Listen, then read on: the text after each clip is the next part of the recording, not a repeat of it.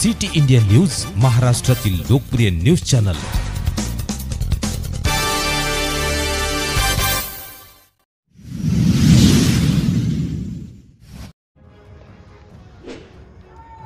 Railway स्टेशनवर भीक मागणारी महिला मुलाला सोडून बेपत्ता, 9 वर्षे चिमुकल्याची पोलिसांकडे मदतीची धाव।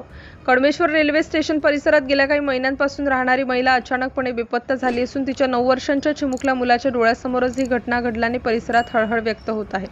मिळालेल्या माहितीनुसार सिटी इंडिया न्यूजचे उपसंपादक व सामाजिक कार्यकर्ते मंगेश लीलाधर गमे, वय 37 वर्ष, राहणार ब्राह्मणी, वार्ड क्रमांक 1, तालुका कळमेश्वर यांनी पोलीस स्टेशन कळमेश्वर येथे तक्रार दाखल केली की त्यांना फोनद्वारे समजले की दिनांक 18 जून 2025 पासून कुमारी वंश सुनील ढोके, वय 9 वर्ष, हा त्याची आई अर्चना सुनील ढोके याच्यासह रेल्वे स्टेशन कळमेश्वर परिसरात भीक मागत राहत होते। 3 महिन्यांपूर्वी अर्चना ढोके त्यांना एक इसम कळमेश्वर येथे घेऊन आला व काही दिवस त्यांना सोबत ठेवले, परंतु त्या महिलेला कॅन्सर झाल्यामुळे त्या इसमाने त्या महिलेला व वंशला सोडून तो पसार झाला। त्यानंतर ती महिला मुलासह रेल्वे स्टेशन परिसरात दिवस काढू लागली। आईची तब्येत खराब असल्या कारणाने तो मुलगा वंश इकडून तिकडून पोट भरण्याकरिता जेवण मागून आईचे व स्वतःचे पोट भरत असे।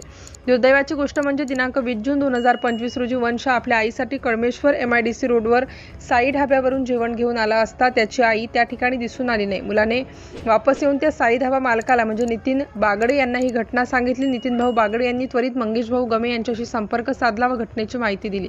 त्यानंतर मंगेश भाऊ गमे यांनी नितीन भाऊ बागडे यांच्याशी संपर्क साधून ती महिला व वंश हे दोन्ही रेल्वे स्टेशन परिसरात राहत असत त्या परिसरात शोध घेतल्यानंतरही त्या मिळून आल्या नाहीत। सदर घटनेची माहिती मिळताच सामाजिक कार्यकर्ते मंगेश गमे यांनी तात्काळ कळमेश्वर पोलीस ठाण्यात धाव घेतली व संबंधित बालकाच्या सुरक्षिततेसाठी कळमेश्वर पोलीस निरीक्षक Manoji Kalbande, head constable Dayaram Karpate, police शिपाई राम नेहारे, PC इम्तियाज शेख यांच्या मदतीने वंशला बाल वसतिगृह पाटणकर चौक नागपूर शासकीय वसतिगृहात ठेवण्याची विनंती केली। या संपूर्ण घटनेमुळे परिसरात दुःखाची आणि चिंता व्यक्त होत आहे।